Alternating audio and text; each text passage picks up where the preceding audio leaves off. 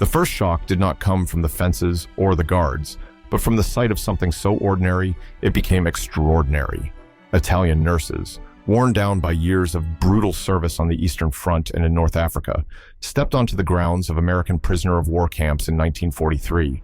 Their eyes, used to blood-stained rags and uniforms patched beyond recognition, fell upon crisp, spotless gowns folded neatly in a medical barracks. It was as if a curtain had been pulled back on a parallel world, one where even amidst war, cleanliness and dignity were not luxuries, but expectations. For women like Nurse Carla Bianchi, who had written to her sister in Naples about washing her only dress in muddy water during retreat, the sight was overwhelming. She paused, frozen, her diary later recording a single line. The white shone brighter than any victory parade I had ever seen.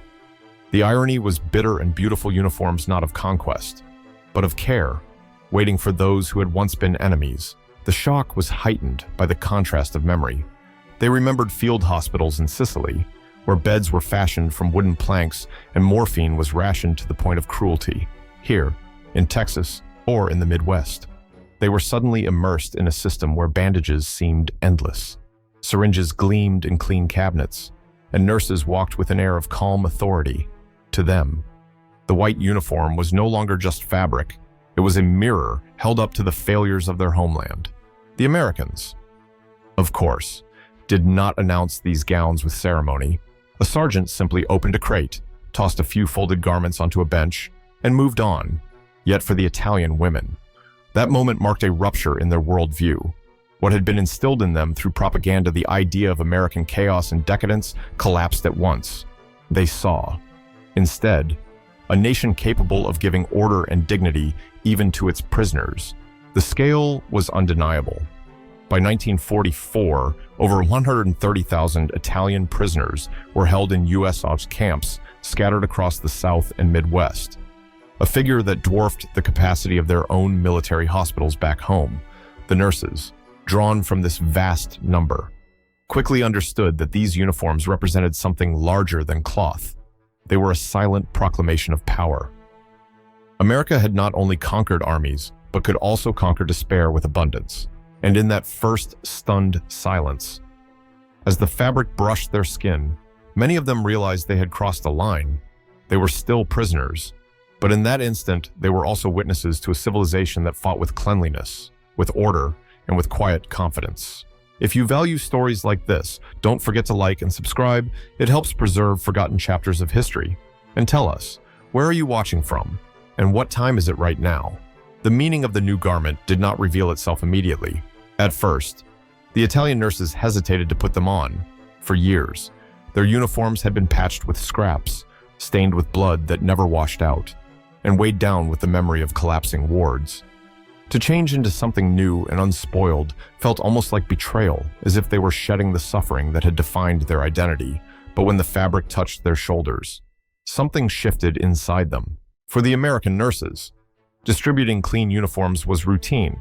It was a matter of hygiene, efficiency, and discipline. Yet, for the Italian prisoners, the gesture carried a symbolic weight far beyond its practical purpose. The crisp white gowns, pressed and folded, spoke of recognition. They were being dressed not as captives to be forgotten, but as professionals whose skills still mattered. Lieutenant Mary Anderson, a U.S. Army nurse stationed in a camp hospital in Arizona, recorded in a letter to her brother. "It is a strange sight. Yesterday they came in, hunched, wrapped in old cloth, eyes empty. Today they walk straighter, as if the coat itself gave them back their names. To her." The transformation was subtle but undeniable. The uniform was not only clothing, it was the restoration of dignity. The Italian nurses themselves began to sense the shift. Carla Bianchi confided in her diary that when she looked into the mirror wearing the new gown, she no longer saw a nameless prisoner. She saw a nurse again. For a moment, she wrote, "I remembered who I was before the war stole everything. I was not a soldier's shadow. I was a woman with hands trained to heal." This symbolism resonated deeply in the camp. In Europe, uniforms had always been instruments of hierarchy dictating rank, class, even nationality.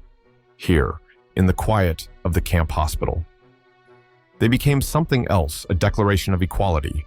Enemies, strangers, Foreigners all were wrapped in the same color, indistinguishable under the soft glare of electric lights that burned steadily through the night. The impact extended beyond individual pride. Uniforms created a shared identity. Italian nurses found themselves side by side with American staff, discussing sterilization procedures, sharing observations about patient recovery, and, for the first time in years, learning instead of merely surviving.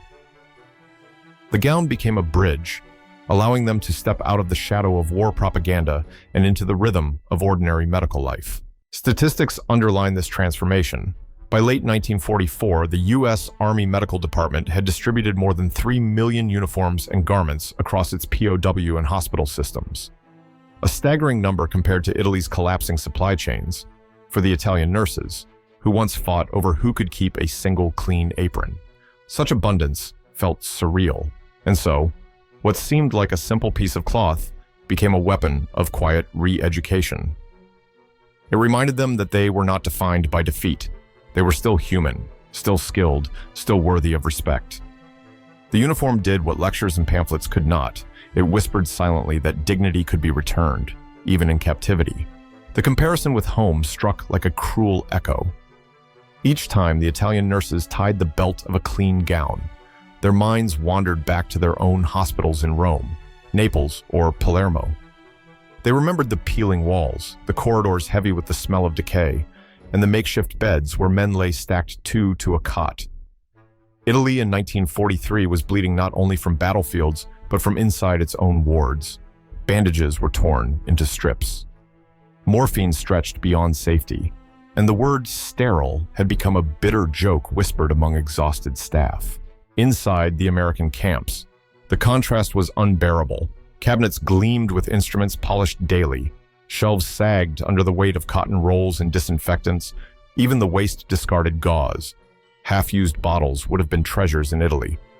Nurse Maria Lombardi confessed in a confiscated letter, "Back home, we boiled the same cloth again and again until it fell apart in our hands. Here, they throw away what we would have guarded like gold." It was not only about materials, it was about order. Italian nurses remembered the chaos of field hospitals where command and care collided, where officers barked orders louder than the cries of the wounded. Here, in places like Camp Atterbury in Indiana, the rhythm was calm, deliberate, almost mechanical. Meals were served at exact hours, medication logs checked twice daily, and even prisoners found their names listed neatly in ledgers. For women accustomed to improvisation and shortage, the routine itself was a revelation. The cruelty of the comparison deepened when they recalled the plight of civilians. In Sicily, families scavenged for scraps, mothers bartered heirlooms for medicine, and children went untreated for fevers that American doctors would have cured with a single vial of penicillin. The realization came like a knife in America. Even captured enemies received care surpassing that of ordinary Italians. It was not propaganda, it was visible, tangible. In every clean sheet, every fresh bandage, numbers confirmed what their eyes could hardly believe. By 1944, American pharmaceutical output exceeded that of all Axis nations combined. Penicillin production alone reached 650 billion units annually, a figure so vast that it seemed closer to science fiction than medicine in Italy. Entire hospitals sometimes survived on a single crate. This disparity gnawed at the prisoners' pride, forcing them to question the war's promises. Even the smallest details carried weight. An Italian nurse marveled at the sight of a guard's lunchbox filled with bread and fruit, more abundant than what she had seen in entire hospital wards. Another watched as a young American orderly carefully stacked gloves after sterilization. A gesture so ordinary, it became extraordinary because it revealed a system that valued procedure more than improvisation, foresight more than desperation. The comparisons tormented them, but they also illuminated. Each fresh uniform they wore was no longer just cloth on their backs. It was a daily reminder of what their nation could not provide, of a gulf so wide that no rhetoric could bridge it. And in the silence of the barracks at night, the question hung heavy. What kind of future could be built if even captivity seemed kinder than freedom at home? The first taste of equality arrived quietly, without speeches or banners. It began at a long wooden table in the camp canteen, where Italian nurses found themselves seated shoulder to shoulder with their American counterparts. The surprise was not only the shared meal bread, coffee, and sometimes fresh fruit, but the fact that no one rushed to separate them. For women raised in a Europe rigidly divided by class, gender, and allegiance, this simple act was radical. In Italy, hierarchy shaped every gesture. A nurse might defer endlessly to a doctor, and certainly no one crossed the invisible boundary between officers and auxiliaries. Yet here, in a camp thousands of miles from Rome, an American sergeant casually pulled out a chair for an Italian nurse, as if it were the most natural thing in the world. One Italian wrote in her hidden diary, "For the first time, I sat as if I belonged, not as if I were tolerated." Equality extended beyond meals. When medical discussions began, the Italians were not silenced.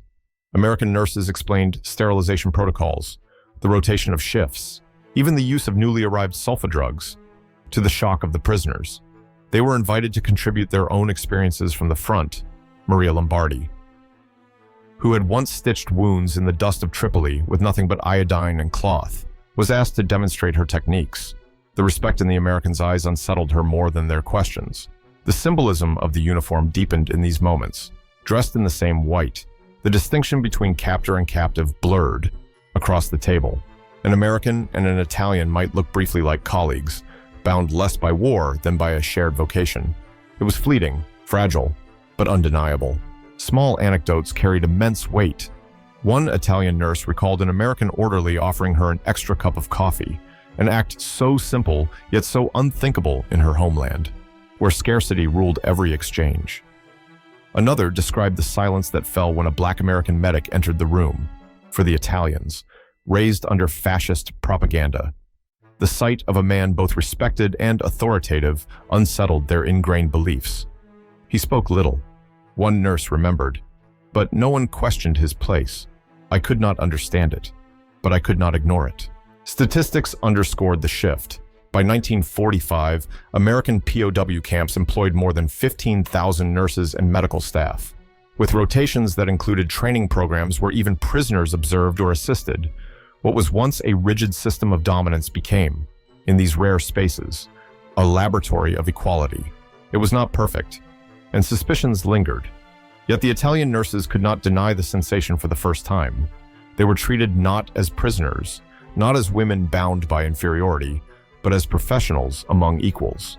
And so, when the lights dimmed in the camp canteen, the image remained two women in identical white gowns, sipping coffee under the same lamp, the war momentarily forgotten. The moment when humanity broke through came suddenly, and it was unforgettable.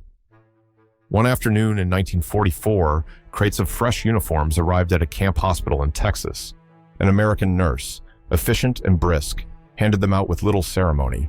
When one Italian nurse, Lucia Ferraro, received hers, she clutched it tightly, staring at the flawless seams and untouched fabric. For years, she had worn the same threadbare apron, patched so many times that the stitches looked like scars. In that instant, her composure cracked. She began to cry, not with the weakness of despair, but with the overwhelming release of someone who had been seen, cared for, and restored to dignity. The tears unsettled the room. American nurses fell silent, unsure if they had given offense, but one of them, Lieutenant Mary Anderson, simply placed a hand on Lucia's shoulder and said nothing. That silence spoke volumes. It was not pity, it was recognition. Later, Lucia scribbled in her diary, "I had forgotten what it felt like to be tended to.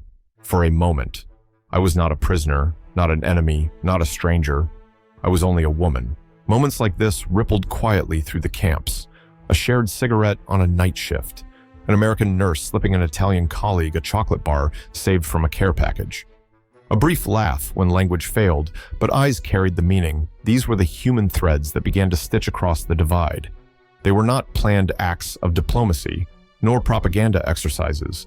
They were simple gestures of human recognition, made possible by the smallest of symbols, a gown, a cup of coffee, a folded blanket. The statistics tell one side of the story. By 1945, over 130,000 Italian prisoners had passed through American camps, and thousands of them, including nurses and medics, worked in hospital wards, Yet numbers cannot measure the weight of a single tear falling onto fresh cloth, or the shiver of awe when a nurse realized she no longer smelled of blood and decay, but of soap. Even gossip carried meaning. In one barrack, whispers spread about an Italian nurse who had been so overwhelmed by the warmth of her new uniform that she slept in it the first night, refusing to take it off. To some, it sounded absurd. To others, it became a kind of legend, proof that dignity could survive captivity for the prisoners. The gown was no longer merely a uniform. It was a second skin, softening the hard edges of defeat, and for the Americans, it became a reminder that even enemies could be transformed by gestures of care. But here is where I must ask you, the audience, if you were in their place, would you have wept at the touch of a clean uniform, or would you have resisted, clinging to pride? Tell us in the comments. Cracks in ideology rarely appear in the loud speeches of leaders. They surface in quiet, ordinary comparisons.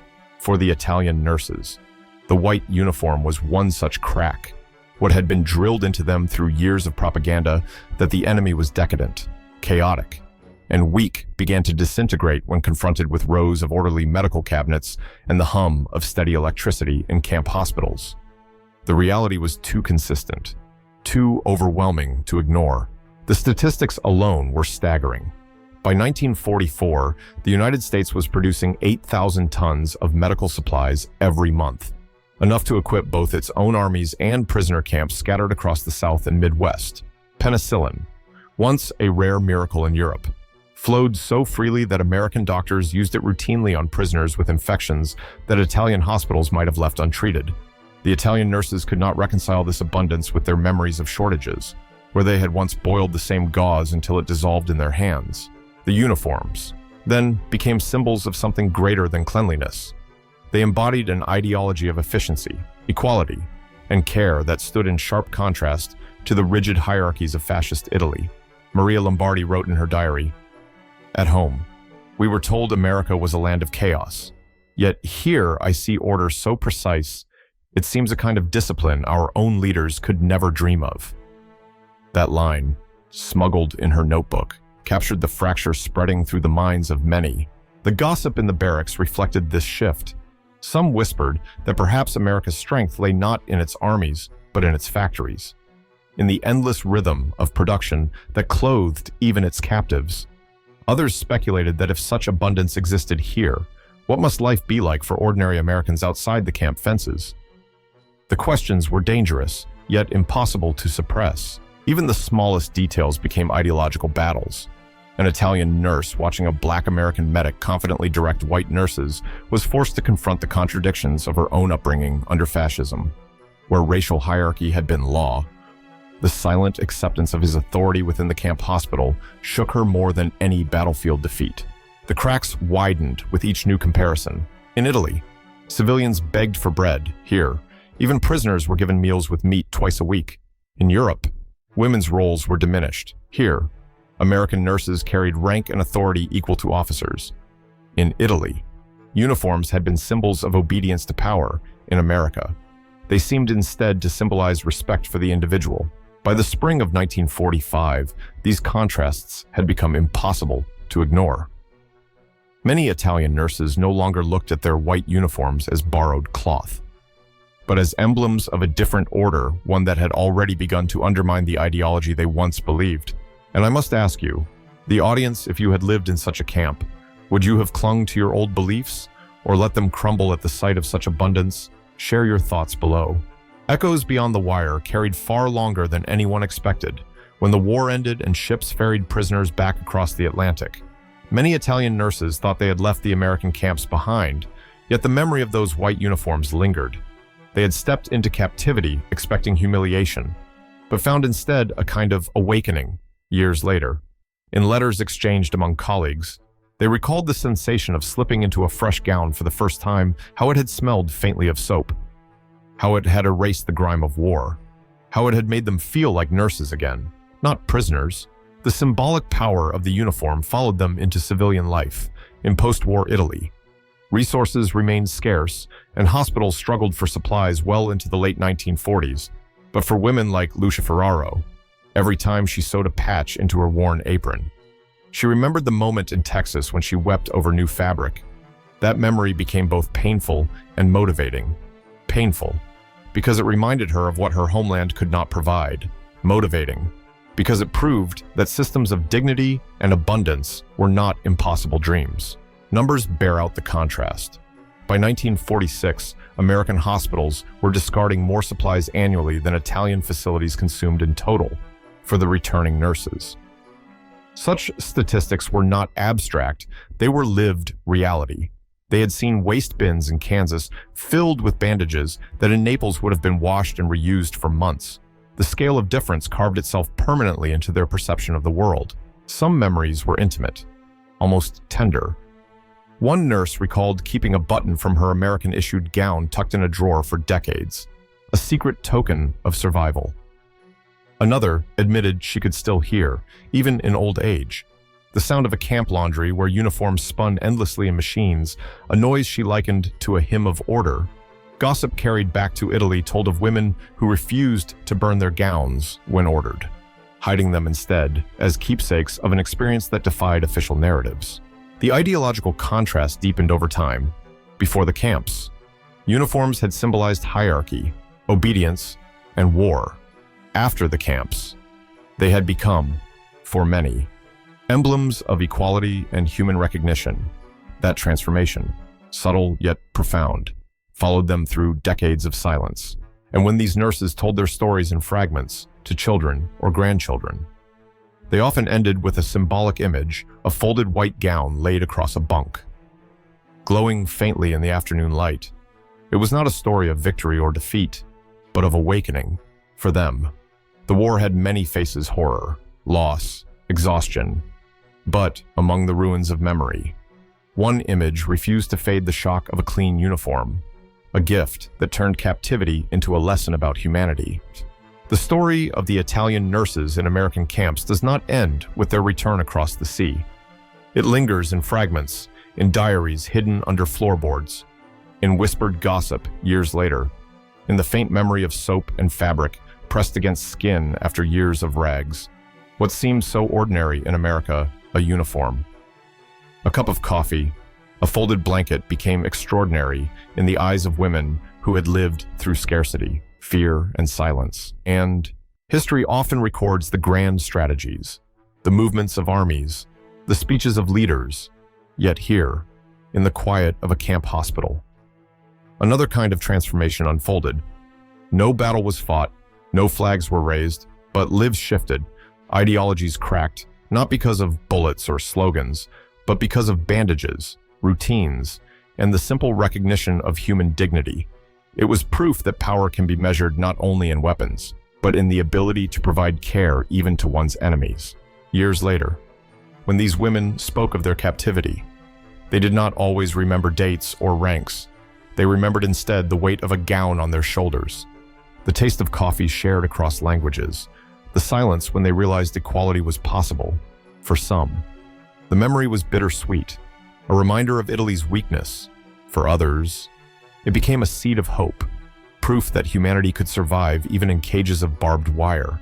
One nurse, in her old age, admitted that she still dreamed of the sound of the laundry machines in the camp, a steady rhythm that seemed to promise order in a chaotic world. In that sound, she said, she could still hear the faint beating of human compassion. And so, when we look back at these forgotten chapters, perhaps the question is not about uniforms or camps at all. Perhaps it is about what we choose to carry forward, the lesson that even in war's darkest hours, there is always room for dignity, for kindness, and for recognition of the humanity in others.